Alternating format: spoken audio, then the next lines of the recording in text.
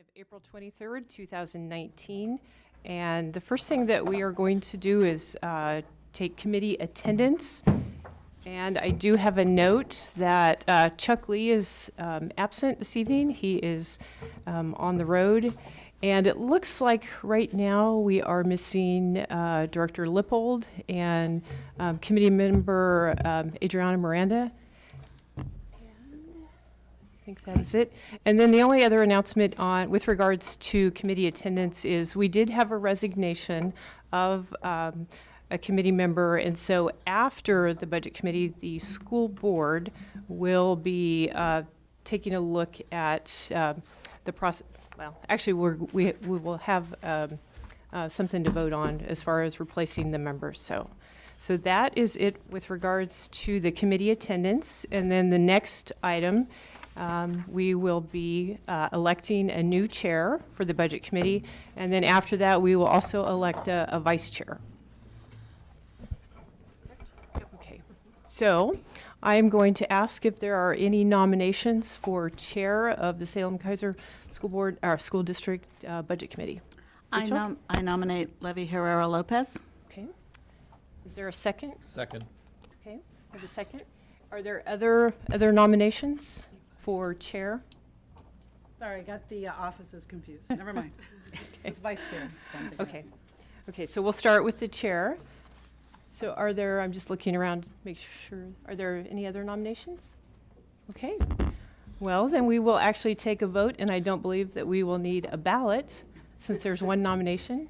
So all committee members in favor of electing Levy Herrera Lopez as the chair of the budget committee, please signify by saying aye. Aye. Aye. Those opposed? Okay. Congratulations. So we are going to swap seats here, and Levy is going to, thank you. And then Levy will do the election of the vice chair. Oh.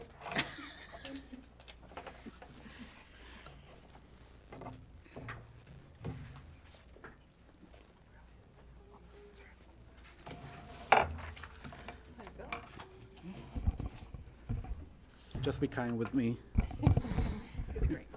Thank you. So the next item on the agenda is the election of the vice chair. Do we have any nominations? Marty? I'd like to nominate Director Lippold. Second.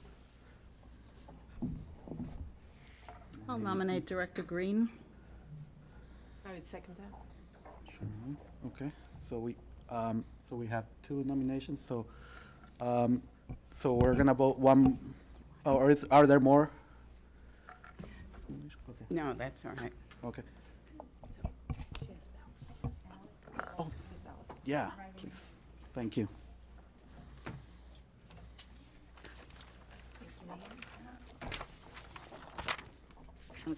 Cross out chair and say vice chair. Yes, please.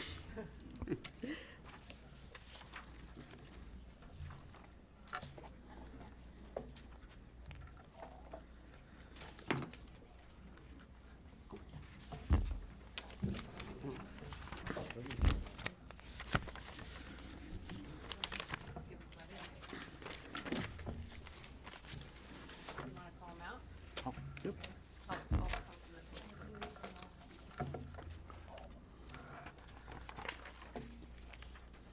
So, sorry, just for clarification.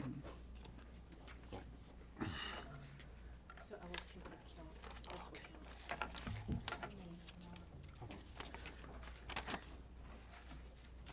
You're being, let it, give me this. Okay, so the first one is for Jim Green. The second one is for Jim Green. The third one is for Lippold. The fourth one is for Lippold. The fifth one is for Green. And the last one is for Lippold.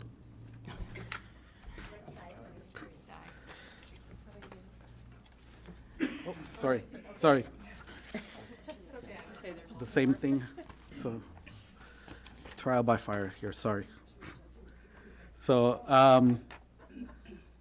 the next one is for green. The following is for green also. Green. And green. Sorry, I had a stack that I didn't see. So is 7-3,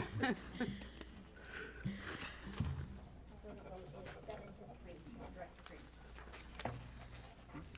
Which adds to 10. So, thank you.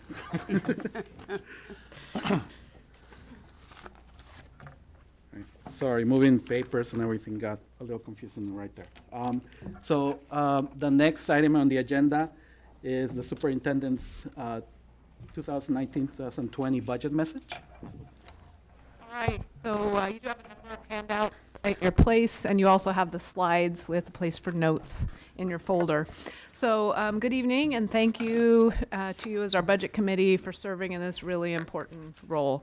I was going to make a mention about Adam Kohler, but resigning, and I did want to thank him for his service.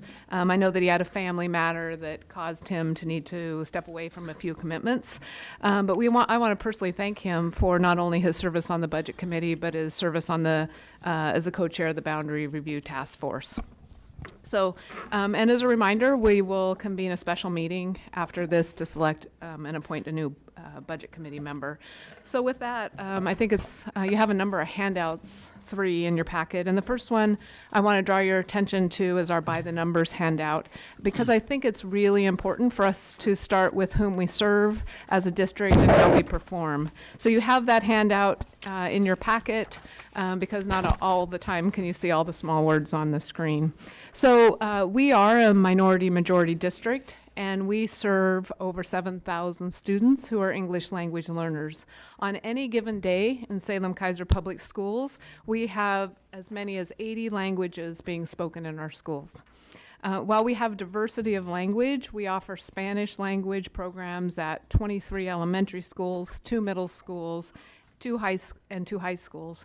And last spring, we graduated 211 students with a seal of biliteracy. And I say that because I think the bilingualism of our students is an important asset they bring to our school district and to our community. We also have approximately 60% of our students living in poverty and 16% of our students receiving special education services. I'm already grabbing for water. The next document I'd like you to take a look at is the Key Performance Indicators document. And you won't be able to read it on the screen, but I point you to this document because the key performance indicators are the important data points we measure to monitor the health of our system from kindergarten through graduation. The indicators communicate important benchmarks throughout the student's career and culminate in graduation. As you view the document, you can see the continuum of a student's time in our district and places in time we want to monitor in order for all students to graduate on time. It's important to note that our students enter kindergarten performing well below their grade level peers across the state. You see that in the left-hand, the second from the left-hand column there, where Salem-Keizer Public Schools kindergarten readiness 4.9, state average 8.2. In addition, reading and math performance at the elementary level especially are not where we would like them to be. While we are making more than a year's growth for many of our students, boosting achievement in elementary schools will accelerate our student success across the system. I'm going to point you to our graduation rates next. While we have made gains across the district in improving our graduation rates and simultaneously decreasing our dropout rates, we still have gaps between different groups of students. For example, our African American Black student graduation rates decreased. The other subgroup that went down is our American Indians. A decrease of 8 percentage points for our African American students represents only 4 students, but 4 students matter.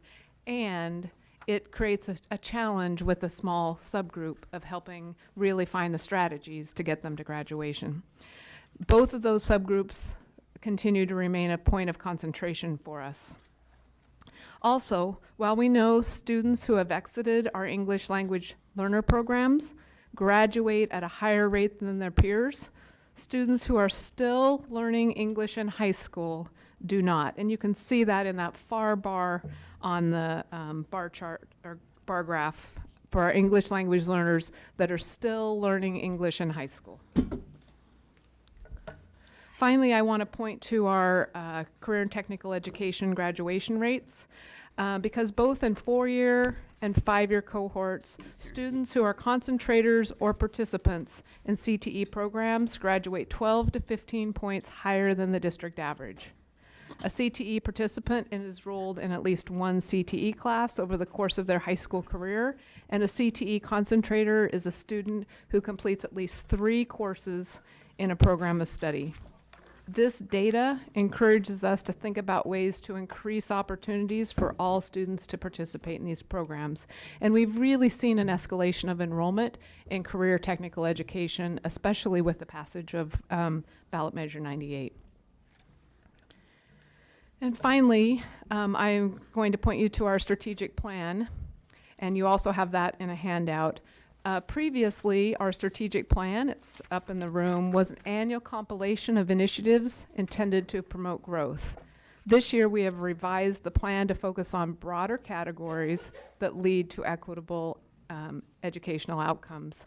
These categories include inclusive culture and communities, effective systems and operations, and collaborative leadership that when implemented, we believe will lead to equitable outcomes. You can see equity clearly at the center of our newly revised strategic plan. And I think it's always important to start with who we are and what we stand for, because as you develop a budget, you should be thinking about that.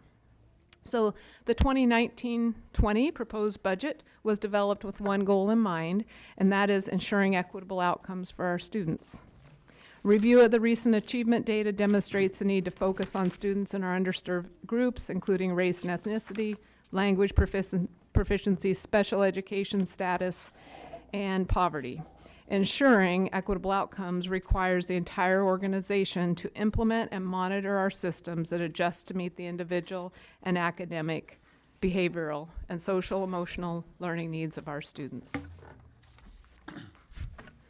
So the 2019-20 proposed budget is based on the governor's proposed budget of $8.97 billion over the course of the biennium. I want you to keep in mind, no surprise, here we are. We have 2 different budget numbers to consider. While we have budgeted in Salem-Keizer on the governor's budget, the co-chairs of the Ways and Means Committee have a different budget number for us, and it's less than the governor's budget. If approved, that would mean a reduction of $3.5 million to Salem-Keizer Public Schools. But we have budgeted on the governor's. Revenue in this proposed budget is based on the assumption of 49% of the revenue allocated in the first year of the biennium, with 51% allocated in the second year of the biennium. This is really important way for us to allocate revenue in order to sustain programs over the course of the entire 2-year biennium. We are struggling to maintain current service level in this proposed budget with very little flexibility. We've done some reallocation of resources within the budget in order to not have major reductions. The legislature is still in session, and if you are paying attention to that at all, you know there is a lot going on at the Capitol. Our total proposed budget for Salem-Keizer Public Schools is over $1.1 billion. This graph represents the total of all funds for Salem-Keizer Public Schools. The general fund makes up 43% of our total operating budget and represents the unrestricted funds for supporting students in our classrooms. In developing the proposed budget, we have 4 key priorities that have guided our decision-making during the budget development process. The first priority has been to maintain current service level, including maintaining current staffing levels. In order to maintain the current service level, we did need to realign resources. And this commitment to current service level includes our current school year commitments, 2018-19, investments in social, emotional, and behavioral learning, and through the Office of OBL, or Office of Behavioral Learning. Our second priority was to invest in full-time equivalent teaching positions for enrollment growth. This includes FTE or teachers to specifically address caseloads in special education. The third priority is to focus on the conversion of limited term positions in special education instructional assistants to permanent staff. For those of you that have been on the budget committee, you'll know this has been a priority over the past 2 years. And then finally, the fourth priority is to provide additional resources for transportation to adequately support boundary adjustments. There's several important trends that are influencing our budget tonight, and one important trend is that we're watching our enrollment very carefully. And this is a very new place for Salem-Keizer to be.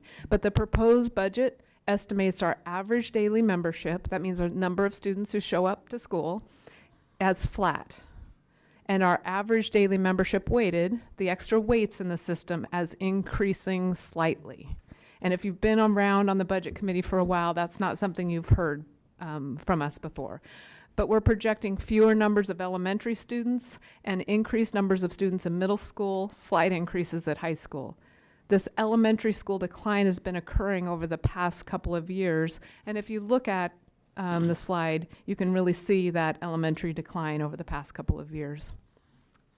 While we're not projecting an increase for next year, you have to remember we haven't added additional teachers for enrollment growth in several years, meaning we've not realigned from elementary to secondary, we've not provided for additional special education teachers to manage increasing caseloads, and as you can see, middle school enrollment has been increasing. So previous budgets have not added for enrollment growth. One of our priorities in this budget was to add for enrollment growth. Another factor, big one on everyone's mind, is the rate increases in the Public Employees Retirement System, or PERS, and it continues to be a financial driver for Salem-Keizer Public Schools. PERS expenses are increasing by $14 million in this proposed budget, with $12 million of that due solely to the rate increase. $12 million solely to the rate increase. Because of this, our budget has increased while we are not increasing our services commensurate with the increase in dollars, because it's going to PERS. So here are our budget assumptions. We've made a number of assumptions that are important to note as we move forward in the proposed budget. If any of these assumptions change, this will mean we might need to change our proposed budget. So the first one is we've budgeted the governor's budget for the state school fund. Not a final number. If more dollars are allocated, we will have more to spend. If less, we will make reductions. At the co-chair's budget of $8.87 billion, Salem-Keizer Public Schools would need to reduce $3.5 million. If taken only in licensed staff, this would mean 33 teachers, only in licensed staff. There's lots of other ways to do it, but that's a good example of what the number means. The ADMW is estimated in the proposed budget is increasing slightly, and we're tracking that new trend of that our enrollment in Salem-Keizer is beginning to flatten. In years past, we could count on growing between 200 and 500 students per year. It's essential that we do not overestimate our enrollment. We've budgeted actual costs, not estimates, on PERS, health insurance, cost of living increases. That's a result of the automated system we use now in budgeting, where those are all budgeted as actual expenditures rather than estimates. And all of these are contractual obligations. We've also estimated inflation for materials and services at 2%. And we've estimated the beginning fund balance at $43 million. Last year, the adopted beginning fund balance was $46 million. So I'm going to turn our attention strictly to the general fund.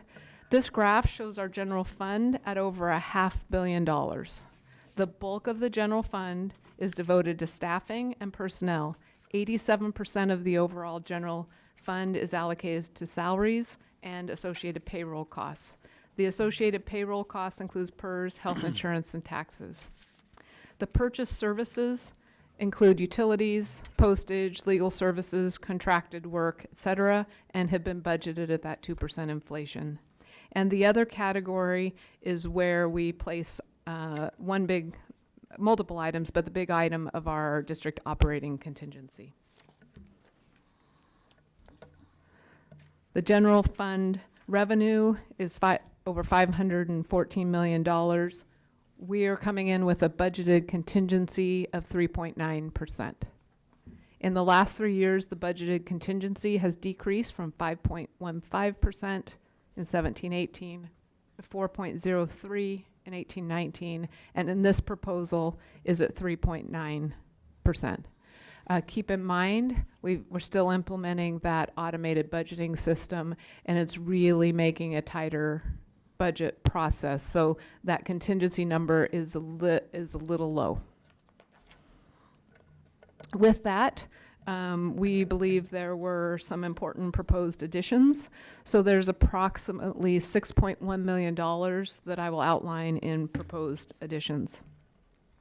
First of all, to take care of the enrollment growth at middle schools, because we have a larger number of students moving through the system, we added 9 FTE for licensed staff, 0.75 for classified staff and instruction, and 1.0 classified staff for Office of the Principal. All of those are related to growing enrollment at the middle level. When you take a look at our budget book after the break, I'll show you how we have realigned 7 FTE between middle and high school, or elementary and middle school, because of the declining enrollment at our elementary schools. The next area of enrollment growth is in special education. 5.0 FTE for licensed staff and 11.03 FTE for classified staff in our life skills classrooms and middle and high school learning resource centers. All areas with some really high caseloads. 2.5 FTE for licensed staff and 0.88 FTE for classified staff in speech and language. Our speech and language pathologists also have really high caseloads. Next in special education is 1.0 licensed and 1.0 classified in occupational physical therapy, another high caseload area, and 0.65 FTE for some licensed counselors that are rounding out some FTE in our middle school and one of our middle schools and our alternative education that had not been budgeted before. So it was really a technical adjustment because we needed to round out that FTE each year. And then finally, $420,000 in services and supplies for students receiving special education because some really outdated equipment needs. The next enrollment growth is for our English language learners, 3.09 FTE licensed staff, 1.47 FTE classified staff. And this is primarily at the middle school and high school because we're increasing our numbers of middle school and high school English language learners, just as mirroring our population changes within the district. Next, we've added some additional adds, 18.75 FTE in our classified reserve. We've always had a licensed reserve pool and not a classified reserve pool, and the trend is we have unexpected needs that come up each year, and to have a pool of FTE that we can apply out really helps us with managing increasing demands after the school year starts. We have 0.5 FTE of a licensed district math instructional coach. This is an expiring grant, and we have moved that half position into the general fund. And then a 1.0 classified budget and fiscal analyst. This position is a conversion. You'll see another position on the reduction list because we've converted the FTE into a different position, but we wanted to be really open about that change. And next, we have 15 FTE classified staff for transportation for the boundary adjustments.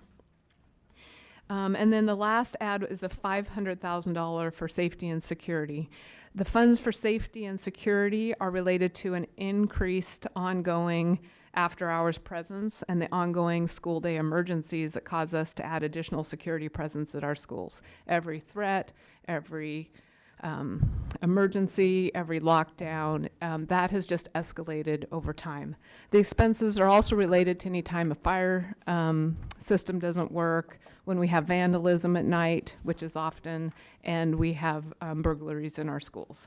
And we've consistently seen an increase in these emergency events over the past 2 years, but have not increased this item in the budget. So in planning for the proposed budget, we were tracking these expenditures, and we first really tried to determine, could we reduce service? And that didn't seem fiscally prudent because there would still be the ongoing emergencies, the call in the middle of the night, the police at the school, the threat that where we put additional presence. And so we decided that we needed to reflect it clearly in the budget. And we have to keep in mind we're going to have construction in a number of schools next year. So the increase is proposed in our contracted services, which is a way to manage costs, because we only have to pay for the services we need. So this could be considered a technical adjustment in the proposed budget because it is about at our current service level for 2018-19. The proposed additions are $6.1 million. With that come very few proposed reductions. 6.0 FTE for license reserve. In the supplemental budget process last year, we added some reserve FTE because it was late in the game and it put us up to 21. 15 FTE in license reserve is usual and customary for us. So we bumped that down because we wanted to be sure we had resources out to schools. And then this is also the place you will see a 1.0 FTE for the accounting clerk classified staff in there. One transfer that we are not making in the general fund or out of the general fund could be listed as a reduction, but I purposefully did not list it that way because typically we have transferred 1.25 million for repair and maintenance. And this year the transfer is only $250,000.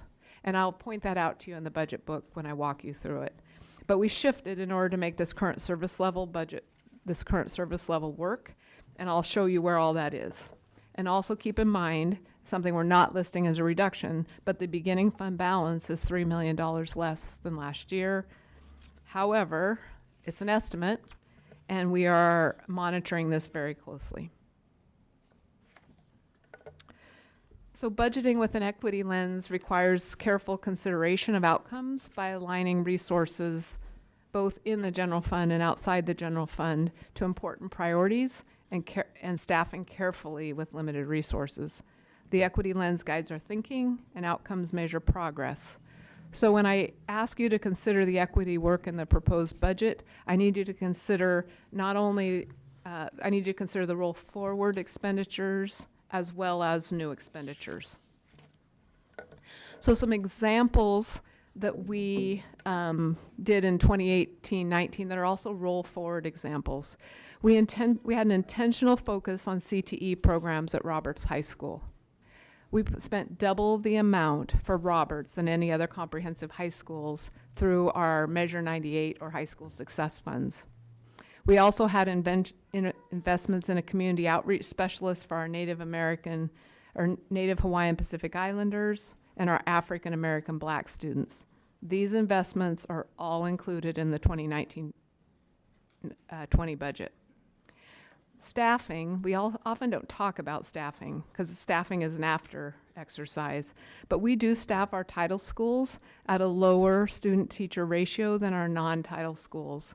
This practice has continued, and we also apply that at our title middle schools and high schools this year as well. Next, we know that 3rd grade reading and 5th grade math achievement is not strong. Therefore, you previously invested in a reading adoption, foundational reading skills curriculum, elementary math curriculum. improving core instruction for each and every student in our classrooms, and improving access for all students to receive grade level core instruction is critical to closing the achievement gap.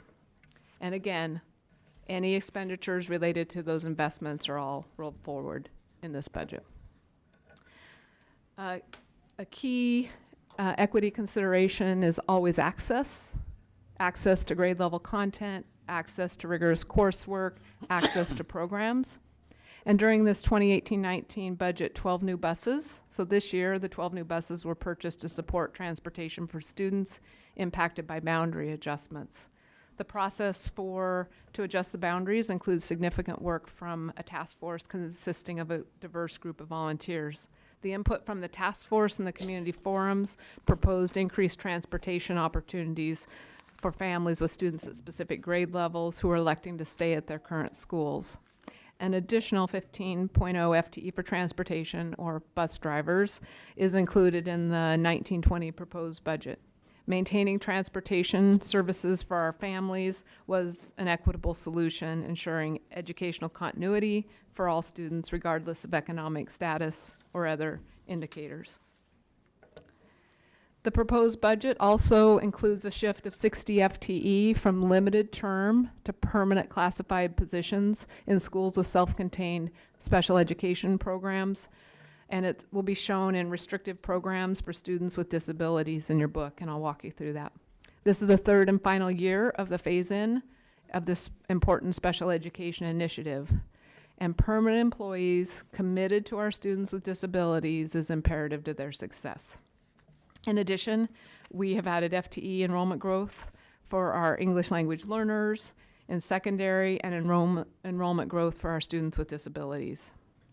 However, in a budget that is current service funding level that is well below the Oregon Quality Education Model, all schools and departments across the district could use additional resources. If additional resources become available, we will consider additional supports for our Native Hawaiian Pacific Islander, American Indian, Alaska Native, and African American Black students, and more for supports for our students identified as learning English while still in high school. And, of course, on all of our minds is more counselors, social workers, or mental health supports for our students. So if we get additional resources, it's going to be really imperative that we think carefully about where those go, and how we balance any critical investments with sound, fiscal, responsible decision-making. Salem-Keizer Public Schools receives revenue from state and federal resources that can be leveraged to supplement programming already included in the general fund. These grants are provided for specific purposes and cannot be used in place of general fund dollars. However, they're really important to us, so I think it's always important that I mention where we are with those grants. These grants do help us in achieving more equitable outcomes.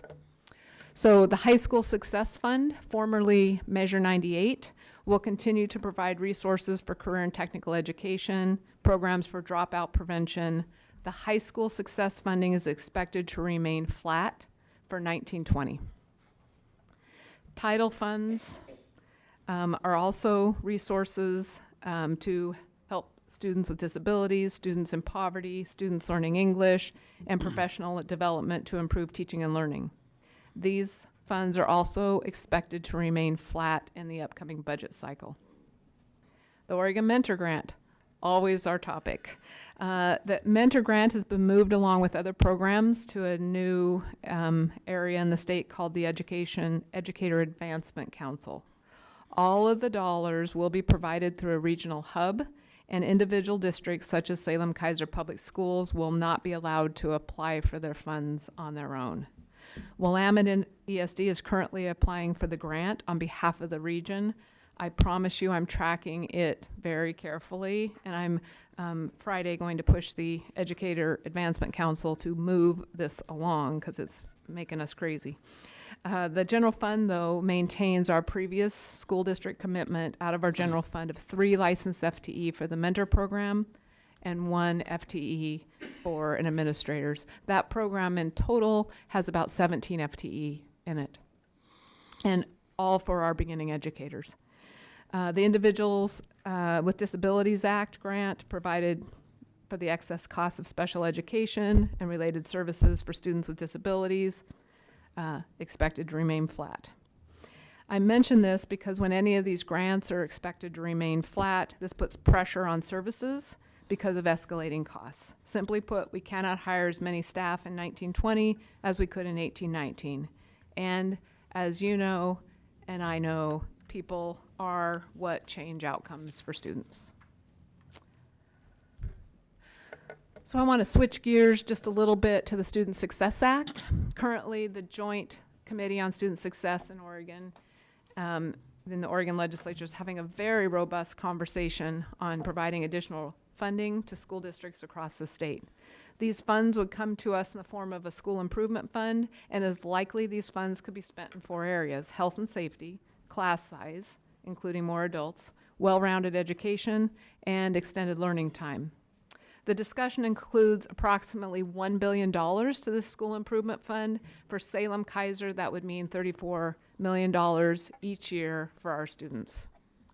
We're working through an internal and external process with stakeholders, educators, in order to generate plans should these funds materialize. But I don't expect them to happen in the 1920 school year. I think we may get a little bit, but there's lots going on around these funds. So they're not included in the proposed budget. However, these funds are so critical and such a critical investment for our students, for all students in Oregon. I thought it was really important that I mentioned this tonight and drew your attention to it. And I would encourage each of you to reach out to your local legislators to encourage the passage of the Student Success Act. And when you're doing that, I want you to remember that Salem-Keizer serves the most students in poverty, the most migrant students, the most students learning English, and our kindergarten students come in well below their peers across the state. This district does not have a local option levy with additional dollars like some of our colleague districts to the north, Portland Public and Beaverton, to name a few. In the news, you've actually been hearing about a $2 billion investment in public education. The first $1 billion will go directly to schools through the School Improvement Fund, $34.5 million to Salem-Keizer, but the additional $1 billion is proposed to fund other statewide initiatives and early learning. The early learning dollars would support early childhood special education, relief nurseries, the expansions of programs such as Early Head Start and Preschool Promise, and these funds are important to our youngest students in the community. And keep in mind, they come in half the state average of their peers coming into kindergarten. So in order to improve graduation outcomes for Salem-Keizer kids, access to high quality preschool programs is critical. So the statewide initiative pot also includes expanding the student success or the 9th grade success teams to middle school, full funding of Measure 98. So we're flat in the governor's budget. This is where the full funding of Measure 98 comes in. Universal free meals, implementation of recommendations from the School Safety Task Force, and an increase in dollars available for the high-cost disability grant. All of them important to Salem-Keizer public school students. As we've been working through this internal, external process and what our priorities are for the School Improvement Fund, our current areas for consideration are as follows, and I will point out they are not in any prioritized order. Additional counselors, specifically for high school, additional behavior cadre or behavior specialists, specifically at elementary schools, all the social, emotional health regulation that we need for our youngest students in order to be able to access instruction. Student mentors, specifically targeting our African American, Black, Native Hawaiian, Pacific Islanders, and American Native, American Indian, Alaska Native students in middle school and high school. Career and technical education opportunities for middle school students has come up loud and clear on our list. Expanded alternative education programming for students in a proactive approach. Additional days of learning time and summer programs, additional staff, additional adults across the system. And consistently across every group, these are the themes that come up. This budget proposal includes our best decision-making for managing and allocating limited resources in order to best support programming for our students. While I'm calling it a current service level budget, keep in mind this current proposal does add for enrollment growth in middle schools, special education for caseloads, and our English language learners at middle school and high school. We've also increased spending by additional transportation and classified reserve pools. I have also proposed a budget that includes some reductions and realignments to include $3 million less in a projected beginning fund balance, reduce contingency at 3.9%, reduce license reserve pool to 15. I say all that, and there are a bunch of things we're still monitoring in this process. So, number one, the legislative process. We don't have an approved school appropriation at this time. Co-chairs is a $3.5 million reduction. There's some talk about more in the state school fund. We will just keep an eye on it. I think I have used my best crystal ball at this moment in time. I have developed a plan for reductions if it comes for that, because I don't think it's fiscally responsible to not have a backup plan. We have, number two, some kind of big ongoing changes in our current year estimates. So we're in the process of receiving updates for this current school year. These updates will impact our projected ending fund balance up or down, I'm hoping up, which in turn will impact the beginning fund balance of $43 million in the 1920 proposed budget. This proposed budget does provide, as we have this year, for 7 FTE social workers.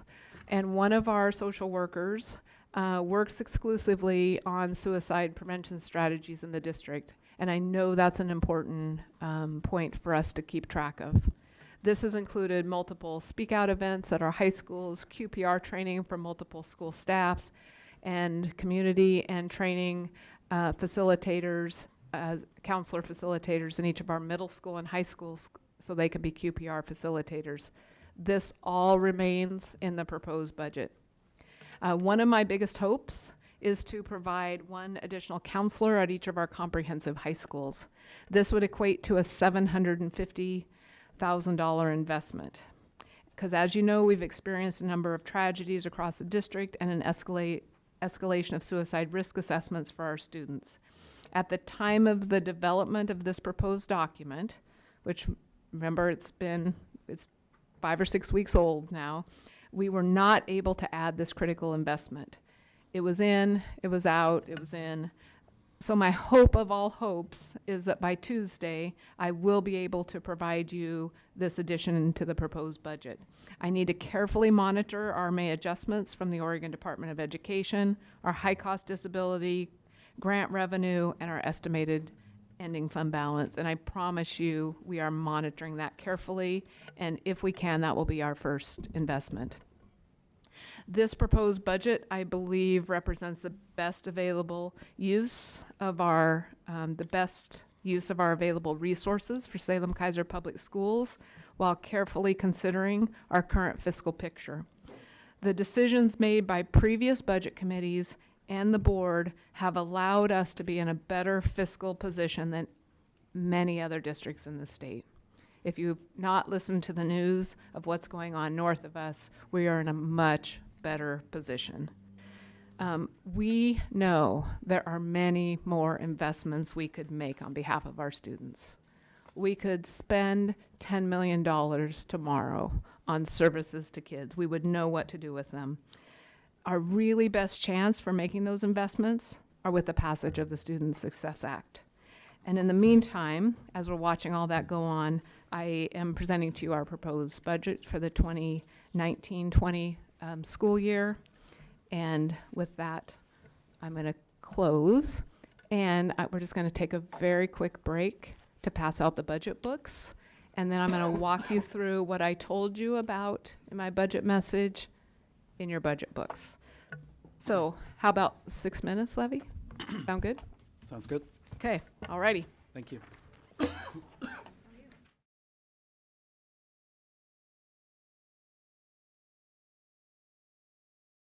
Lead us over the overview of the budget document.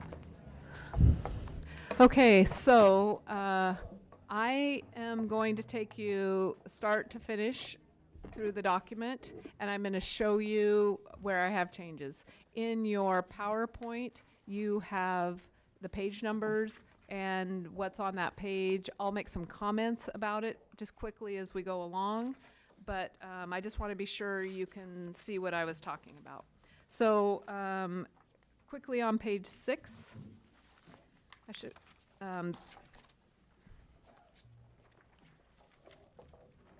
this is the superintendent's budget message. It sort of mirrors what I talked about in my presentation, but it's a little tighter in a couple areas.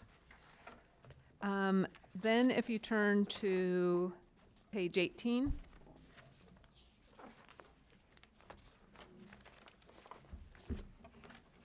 this is the place in the introduction that shows you our student enrollment and average daily membership. And what I'm hoping is that if any of these are of interest to you, you flag them, and then you can come back to them, because I'm not going to do a ton of talking about them. I'm just going to kind of point you to where things are. Page 19, this is a new section in we're calling it staffing. It used to be called class size. And I thought it was really important to be explicit about how we staff our schools, not just a class size, because it was always hard to know what that class size number meant. So when we allocate resources at the elementary, K through 3, we're allocating it 25-1 on our title schools, 27-1 for our non-title schools. And of course, when you do that, you have all kinds of variables in class size, but that's how we allocate our resources, which I thought was important. Next, we go to page 23.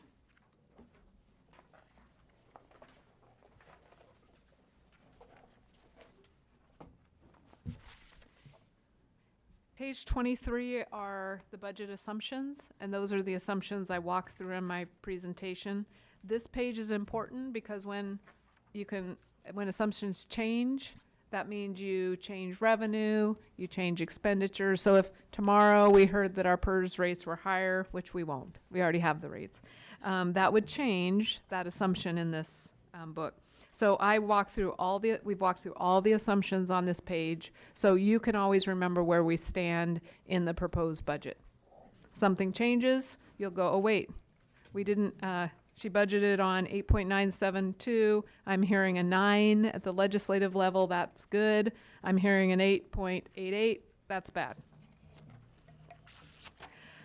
The next pages 29 and 30 are just a reminder about how we classify our revenue and expenditures. And sometimes we think it doesn't make sense to do them that way, but we're really bound by the accounting codes from the state and how we budget our items. So this outlines how we budget revenue. The next chart, how we account for expenditures. And then on the following page, it shows you where the classifications are. So the 100s are salaries, 200s are associated payroll costs. And as you see those numbers, those accounting codes in the book, this is where they come from. Okay, next is our page 53, resources.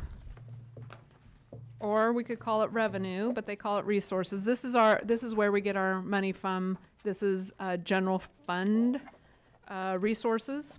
And I'm just going to point you to the near the bottom of page 53, and that our revenue unrestricted state school fund grant without transportation is there. our state school fund grant, transportation reimbursements are there. So that's the majority of where our revenue comes from. High-cost disability, that one I talked about, they want to put more dollars into. We actually are projecting about $3.5 million in high-cost disability payments from the state in this.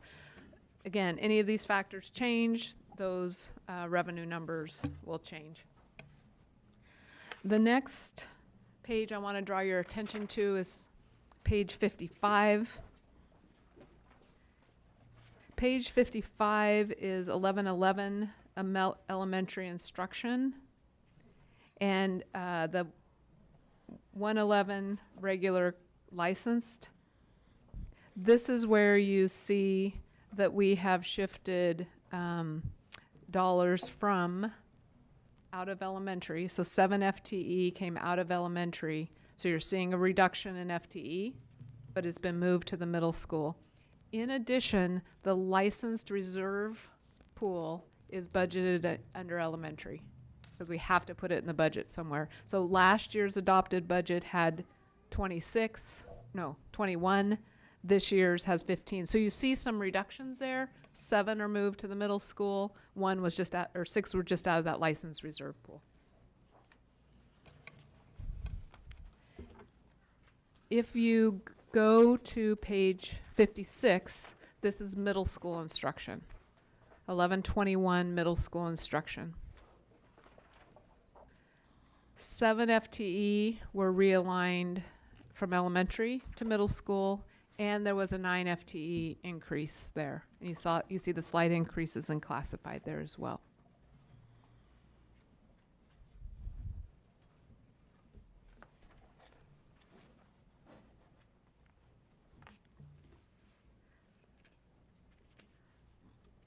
The next page that shows some kind of major changes is on page 61.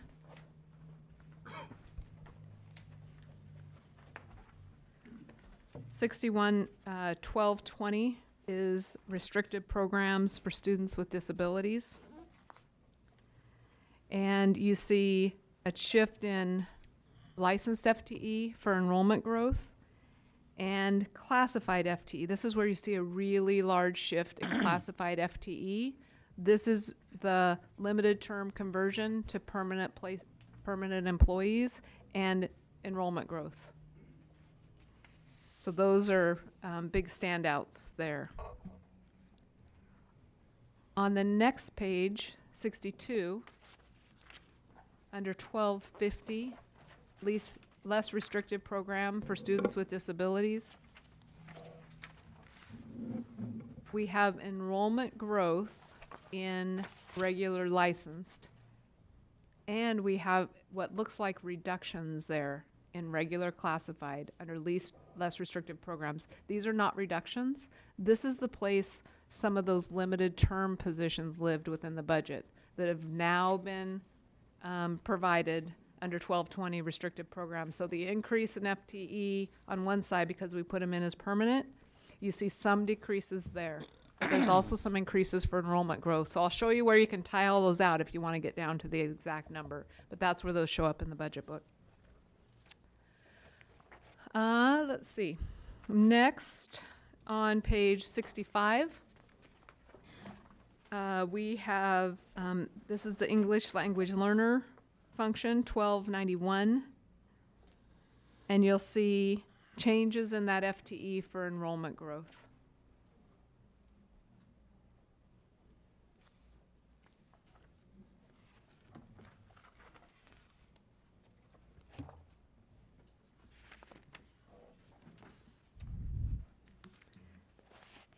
Page 74,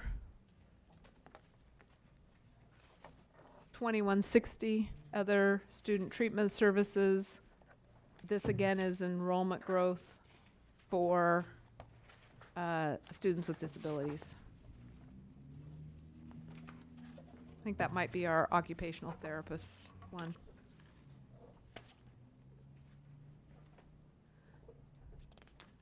Page 76, improvement of instructional services.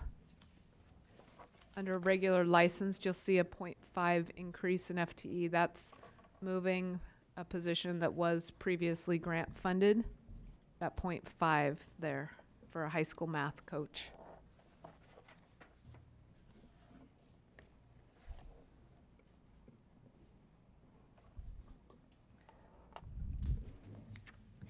'86.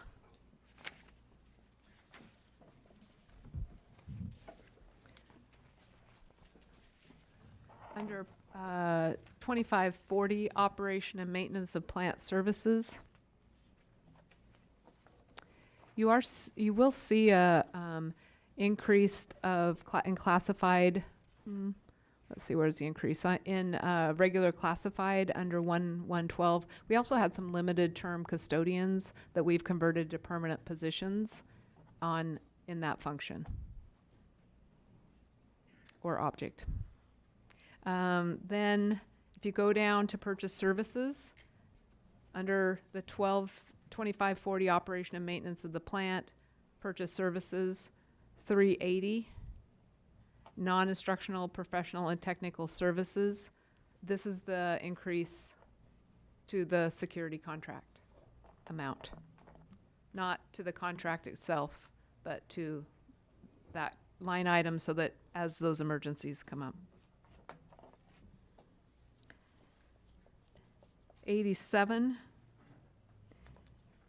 is under 2550 student transportation services. This is our transportation increases for the boundary adjustments, primarily bus drivers.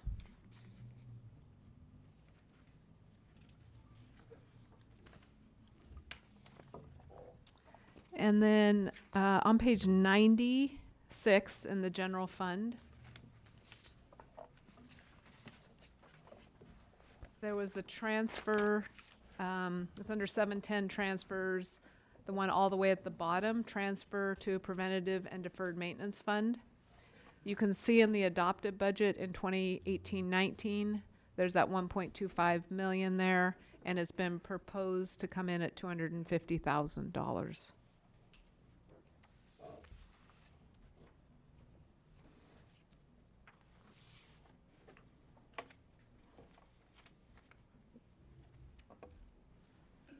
If you go to page 107 through 109, this is the place that it describes all the FTE changes. So if you get in the middle of, and you're wondering about why the FTE change, you can come to these back pages, you'll see the function, and you'll see whether it's a realignment, a technical adjustment, positions that were reduced, enrollment growth adjustments, or any additional positions. And it outlines every single one of them there.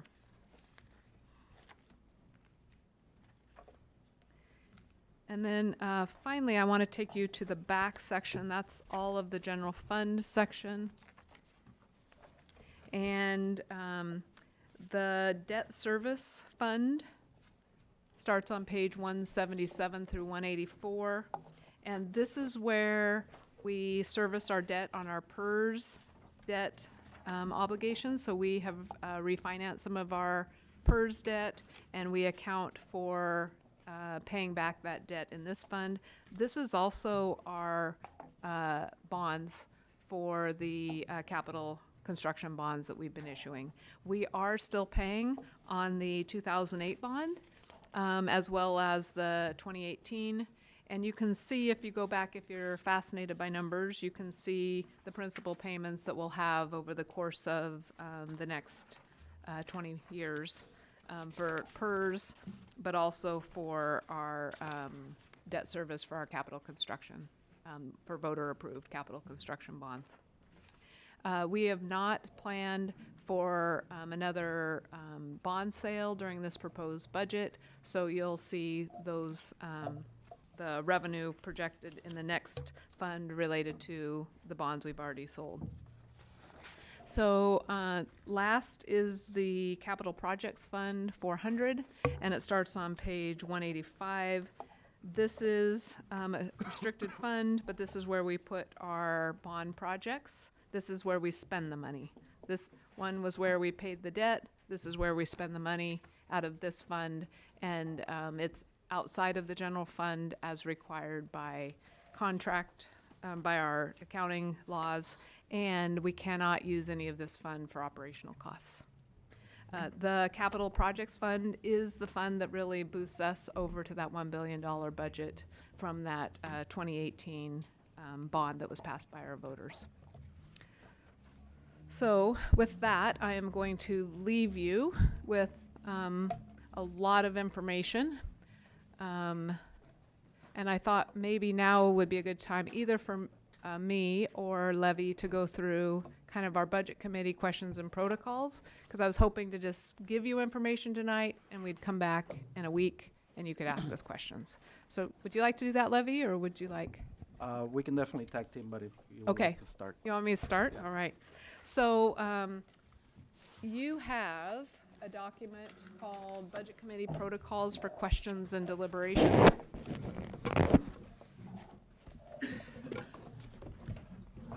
It looks like that, even though you can't read that. I just put it up there so you know what it looked like. So, do we have that one? Yeah, it's in the original Right. handout.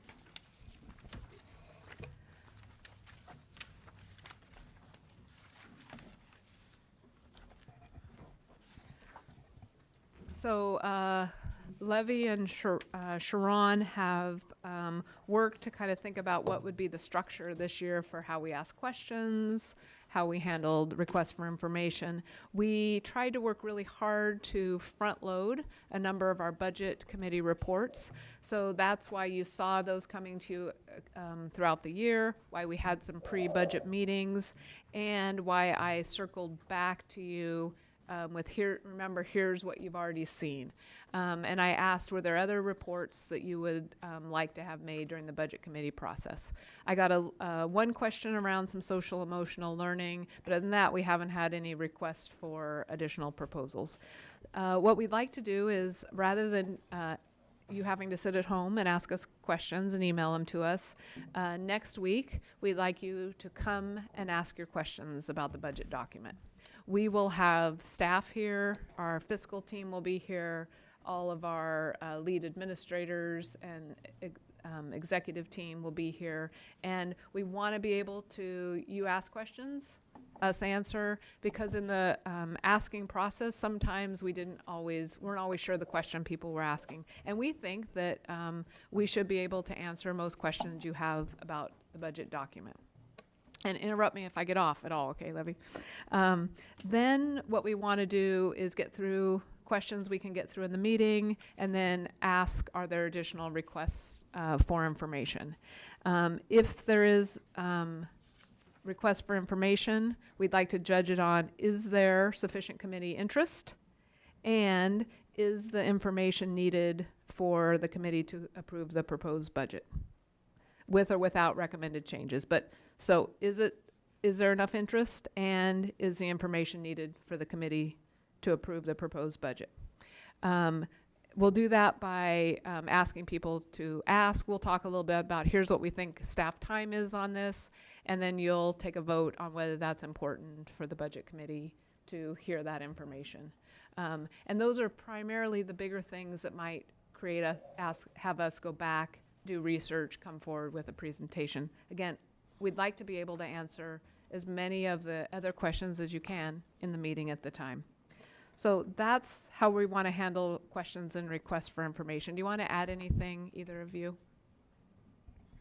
I'll just add that the staff has done a really good job in putting together reports throughout the last few years, and those are archived. So I think this is coming from a place that saying, let's use the research that's been done. If there's need to update, we can talk about that. But generally, most of the answers and the research is available. We just need to, as committee members, we need to take the time to do some of the research, and with guidance of where those reports are available, I think it'll make our job easier. But it's definitely to make sure that we maximize our time focusing on the budget and really asking those deep questions that the community wants us to ask.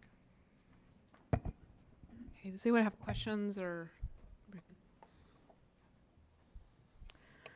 All right, so then we will get to, as we move along the process, we'll get to the recommendations. We'll follow the same procedures as last year if there are any recommendations for changes to the proposed budget. You'll have the opportunity to identify the changes you'd like to have considered. And if the identified change would increase the budget, you need to think about where would you take it from instead. And then we'll put those up on the initial list. And as we go through the list, we'll go with the first change on the list, and we'll walk through this again when we get to that place. But then whoever made the request will say, here's why I think this is important, give a brief explanation of it, why it should be made. And then after the explanation, the committee chair will ask for a show of hands. If there's 6, we'll leave it on the list for further consideration. Once we get the list narrowed, then we will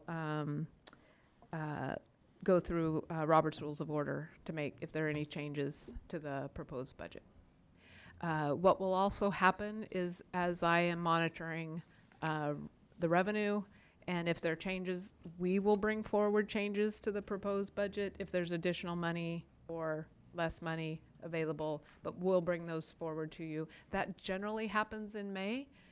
So even if we have a little bit of a change next week, we might still have more changes in May. So we'll just walk you through that process of how we're going to change the budget if things change. And at the beginning of the biennium, this is a very normal place for us to be. Any questions or comments? All right, seeing none, thank you. So I'll just call your attention to the agenda where we have a document where our meeting schedule is listed.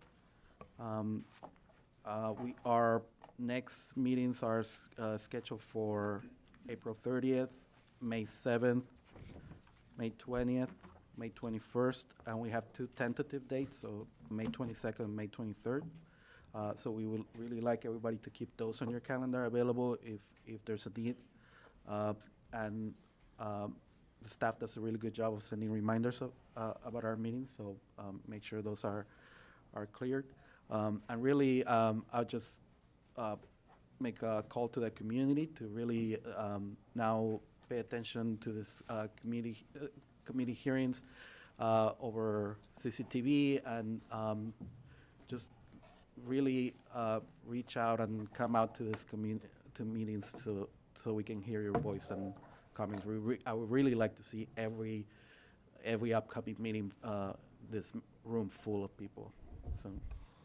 And I'll just make notice that we're going to do no public comment on Tuesday, April 30th, so you can get all your questions answered. And I also believe that that's a great time for people to be listening in as you ask your questions. And then we'll begin taking public comment on May 7th at 6 p.m. If any of you need something from any one of us in the interim between meetings, please know we are here to help you make sense of this. We've had a lot more time with it, and we're willing to sit down with you if you need a little bit of help offline understanding something, especially for our new budget committee members. It becomes a little bit of an intimidating document. So please ask for help. Even though we'll bring questions back next week, that doesn't mean we aren't happy to walk you through any piece of this at any time. Thank you. Are there any final questions or comments? No. Point of clarification, are we closing the meeting for the second? Yes, next point? You'll go ahead and close the meeting, and then we'll do just a very tiny, we'll ask people to let us quickly do the board meeting portion of this, so maybe a 3-minute break.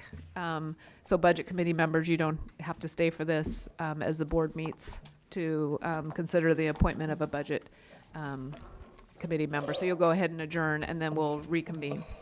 Okay, so with that, we're adjourned.